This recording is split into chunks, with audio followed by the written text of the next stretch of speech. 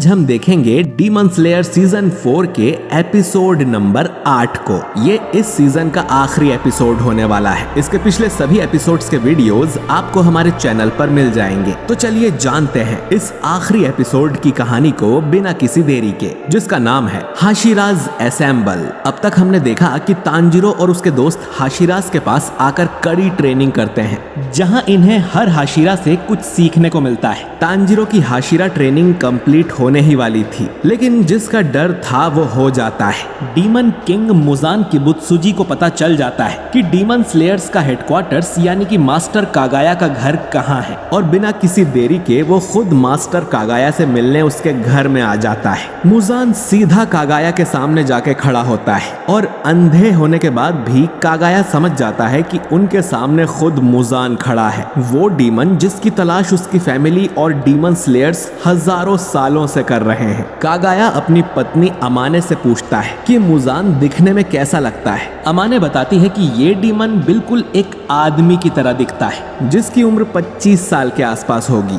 लेकिन इसकी आंखें गुलाबी कलर की हैं और उसकी पुतलियां बिल्ली की आंखों जैसी है। कागाया कहता है कि मुझे पता था तुम जरूर आओगे, क्योंकि उबुयाशी की फैमिली पर तुम जरूर बहुत गुस्सा होगे। इसीलिए कागाया जानता था कि मुजान पर्सनली उसे मारने आएगा। मुजान कहता है कि तुमने सही कहा, हजारों सालों से उबुयाशी की फैमिली मेरे कामों में टांग अड़ाती आई है, लेकिन कितनी शर्म की बात है कि तुम पहले ही मौत के बिस्तर पर लेटे हो। ये देख मैं काफी निराश हुआ कि उबुयाशी की फैमिली का हेड इस हालत में पड़ा है। कागाया कहता है कि तुम सही हो। करीब 6 महीने पहले कागाया के डॉक्टर ने उसे कहा था कि वो 2-4 दिन में ही मर जाएगा, लेकिन कागाया अब तक भी जिंदा है, क्योंकि मुजान के लिए उसके दिल में जो गुस्सा है वो उसे मरने नहीं दे रहा। मुजान कहता है कि तुम्हारे सारे सपने धरे के धरे रह जाएंगे, क्योंकि अब मैं तुम्हें मारने वाला हूँ। कागाया इसके बाद रिवील करता है कि असल में वो और मुजान एक ही ब्लड लाइन यानी एक ही वंश के हिस्से हैं, क्योंकि मुजान हजारों साल पहले पैदा हुआ था, तो शायद ये बात उसे पता नहीं होगी। ये बात जानने के बाद भी मुजान को कोई फर्क नहीं पड़ता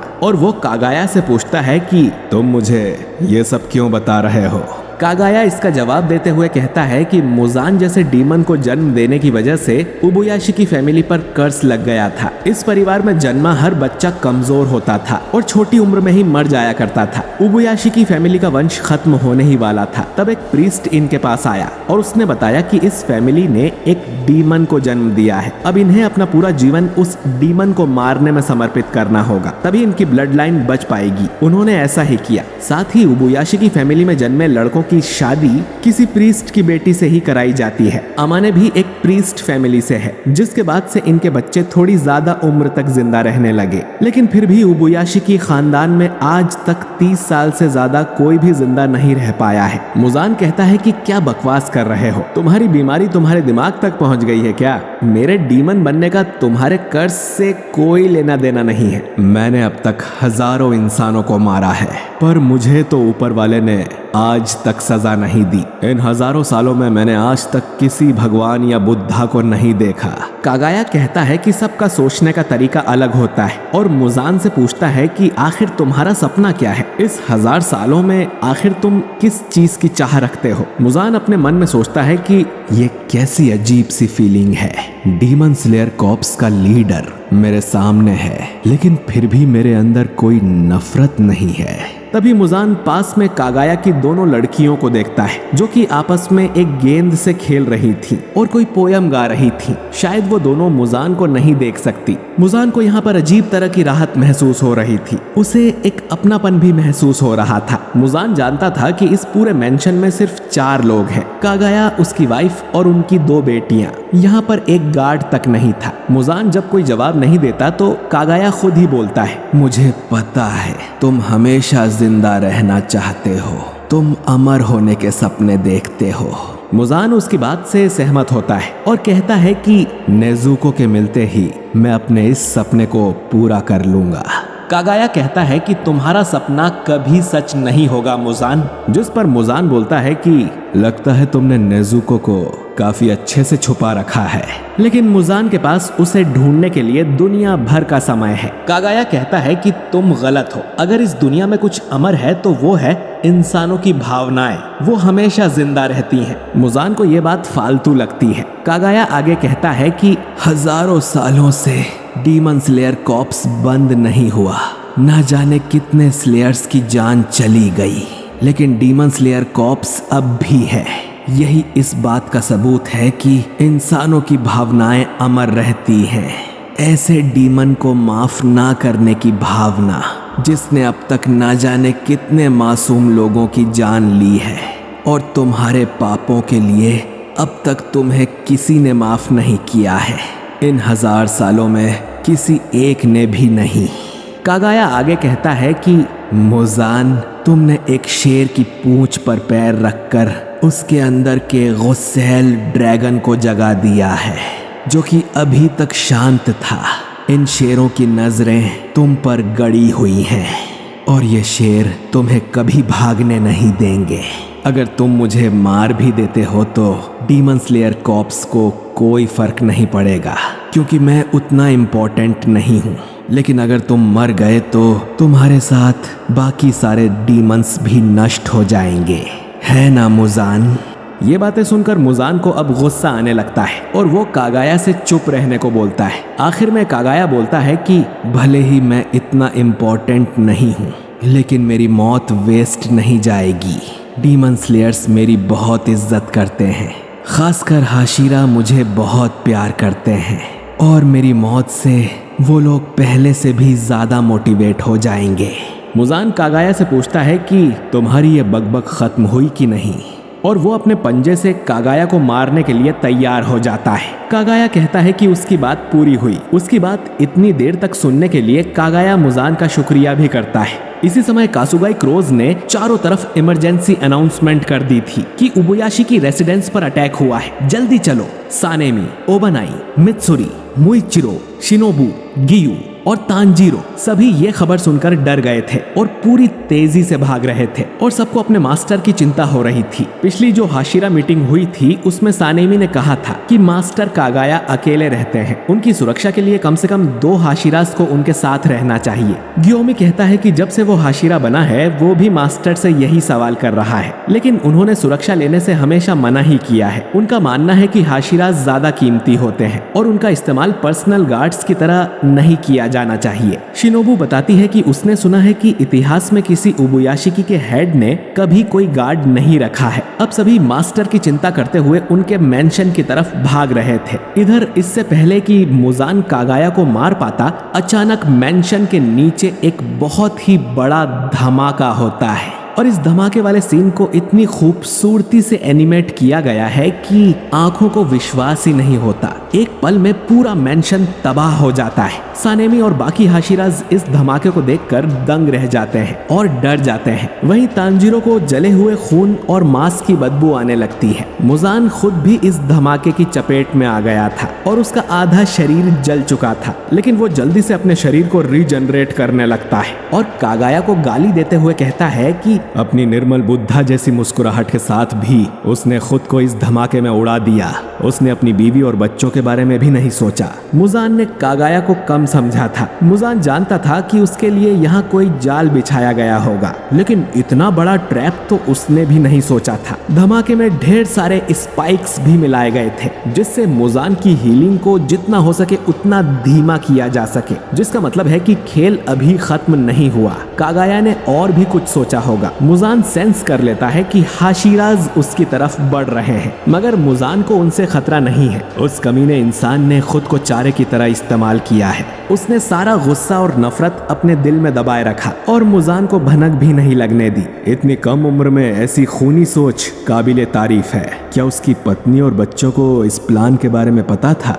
खैर, मुजान अब शांत रहकर अपने शरीर को रीजनरेट करने में फोकस करता है, लेकिन तभी उसके चारों तरफ कुछ ब्लड सीड्स आ जाते हैं। मुजान समझ जाता है कि ये जरूर किसी का ब्लड डीमन आर्ट है। इन सीड्स में से ढेर सारे स्पाइक्स निकलते हैं जो कि मुजान के शरीर को जकड़ लेते हैं। मुजान अब पूरी तरह फंस गया था, लेकिन वो स्पाइक्स को एब्जॉर्ब करने लगता है। अचानक ही तमायो यहाँ आती है और मुजान के पेट में अपना हाथ घुसा देती है। मुजान को समझ नहीं आता कि तमायो कहाँ से आ गई। तमायो बताती है कि ये ब्लड सीड्स उस इंसान का ब्लड डीमन आर्ट है जिसे मुजान ने एसाकुसा में डीमन में बदला था, और तमायो ने खुद को योशिरो के तालिस्मान से गायब किया हुआ था। मुजान सोचता है कि ये औरत आखिर यहाँ आई क्यों है। मुजान अब तमायो का हाथ भी एब्जॉर्ब कर लेता है और तमायो बताती है कि उसने अपनी मुट्ठी में एक दवाई रखी हुई थी जो कि डीमंस को वापस इंसान बना देती है। मुजान कहता है कि ऐसी कोई भी दवाई नहीं होती है, जिस पर तमायो कहती है कि किसी से मदद लेकर उसने ये दवाई हाल ही में बनाई है। मुजान अब तमायो का सिर पकड़ लेता है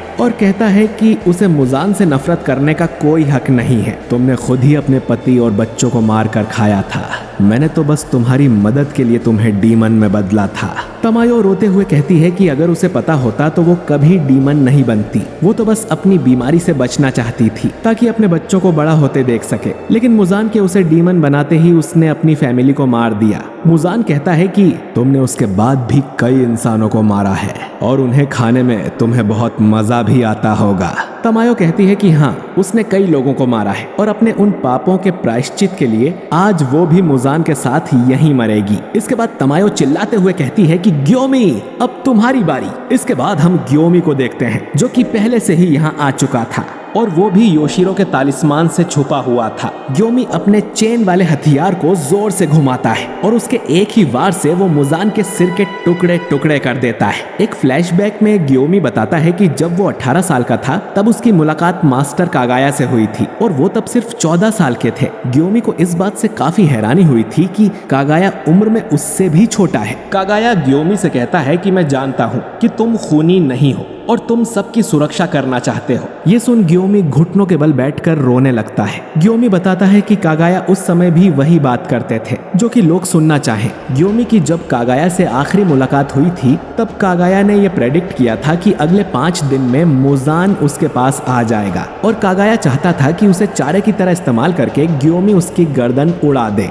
ग्योमी पूछता है कि उसे कैसे पता कि मुजान आएगा, जिस पर कागाया कहते हैं कि ये तो बस उसकी इंस्टिंक्ट है। ये रिवील होता है कि उबुयाशी की फैमिली के पास कमाल की इंस्टिंक्ट होती है जिसे फोरसाइट भी कहा जाता है, यानी कि उनके पास फ्यूचर देखने की एबिलिटी होती है। उसी के इस्तेमाल से उबुयाशी की फैमिली इतनी अमीर है और वो कई बार भारी संकट से भी बचे हैं। कागाया जानता था कि बाकी हाशिरास कभी भी उसे चारे की तरह इस्तेमाल करने को राजी नहीं होंगे, इसीलिए वो अपने सबसे पुराने हाशिरा ग्योमी को ये जिम्मेदारी सौंपता है। ग्योमी कहता है कि वही होगा जो मास्टर की आज्ञा होगी। कागाया अब ग्योमी का शुक्रिया करता है और उम्मीद करता है कि अब उसके कोई भी बच्चे यानी कि स्लेयर्स ना मारे जाएं। कहानी प्रेजेंट में आती है जहां ग्योमी मुजान का सिर उड़ाने में कामयाब हो गया था, लेकिन ठीक जैसा कागाया को लगा था कि सिर कटने से भी मुजान की मौत नहीं होती और वो वापस अपना सिर रीजनरेट कर लेता है। कागाया ने बताया था कि अगर सिर कटने से भी मुजान नहीं मरा तो सिर्फ सूरज की रोशनी ही उसे खत्म कर सकती है, तो ग्योमी को उसके साथ सनराइज होने तक बैटल करना होगा।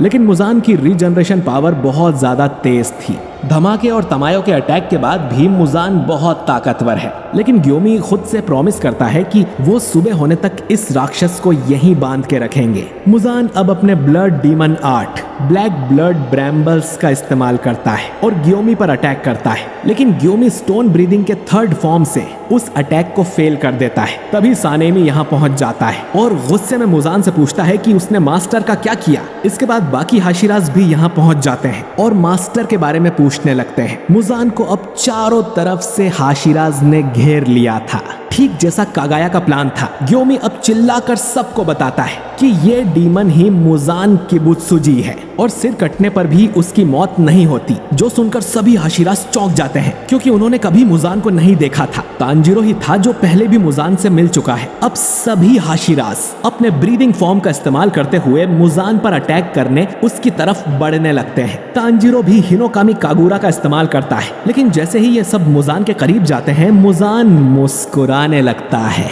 अचानक ही सभी हाशिरास के पैरों तले जमीन खिसक जाती है और वहां बड़े से दरवाजे आ जाते हैं जिनके अंदर गिरने से ये सभी इन्फिनिटी कैसल में पहुंच जाते हैं। सिर्फ हाशिराज ही नहीं बल्कि गेन्या जो कि अपनी शूटिंग प्रैक्टिस कर रहा था, इनोसुके जो कि खाना खा रहा था और बाकी सभी डीमन स्लेयर्स भी इन्फिनिटी कैसल के अंदर जा गिरते हैं। कासुगाई क्रोज उड़ते हुए देखते हैं कि ये जगह खत्म ही नहीं हो रही थी। इनोसुके तो यहाँ आकर खुश हो जाता है और लड़ने को तैयार भी हो जाता है। बाकी सब डरे हुए थे। अगर कोई डरा हुआ नहीं था तो वो था जेनित्सु जो कि चेहरे से बहुत सीरियस लग रहा था। बाकी सभी हाशिराज अलग अलग जगह पर जाकर गिर रहे थे। मुजान तांजीरो से कहता है कि तुम्हें सच में लगा कि तुम मुझे पकड़ सकते हो? तुम सब नर्क में आ गए हो। आज की रात एक भी डीमन स्लेयर जिंदा नहीं बचेगा। तांजीरो चिल्लाते हुए कहता है कि अगर कोई नर्क में जाएगा तो वो तुम हो मुजान, मैं तुम्हें छोड़ूंगा नहीं। मुजान भी उससे कहता है कि हिम्मत है तो मार के दिखाओ, कमा दो तांजीरो। और सीजन का आखिरी एपिसोड यहीं पर खत्म हो जाता है। तो दोस्तों आपको यह हाशिरा ट्रेनिंग आर्क कैसा लगा कमेंट करके जरूर बताइए। जैसा कि मैंने आपको कहा था कि ये आर्क तूफान के पहले की शांति था और अब अगले आर्क में हमें हाशिराज और अपर मून डीमंस के बीच महायुद्ध देखने को मिलेगा। दोस्तों ये बात अनाउंस कर दी गई है कि अगला जो इन्फिनिटी कैसल आर्क है उसे 3 मूवीज में डिवाइड करके रिलीज किया जाएगा, यानी कि हमें अगले सीजन की बजाय 3 मूवीज देखने को मिलेंगी। यानी कि हम एनिमे लवर्स साथ बैठकर बड़े पर्दे पर इस कमाल के आर्क को देख पाएंगे। मैं बस यही चाहता हूँ कि मूवीज में ज्यादा टाइम ना लगे और हर साल कम से कम एक फिल्म तो रिलीज की जानी चाहिए। बाकी आपके हिसाब से डीमन स्लेयर का अगला सीजन आना चाहिए या मूवीज, कमेंट करके जरूर बताइए। बाकी हमारे इस चैनल को सपोर्ट करने के लिए आपका तहे दिल से शुक्रिया। दोस्तों वीडियो पसंद आया हो तो इसे लाइक और शेयर कीजिए और अगर आप हमारे चैनल वाई नए हैं तो हमारे चैनल को सब्सक्राइब करके बेल आइकन जरूर दबाइए। बाकी मैं मिलता हूँ आपसे बहुत ही जल्द अगले किसी नए वीडियो के साथ। शुक्रिया।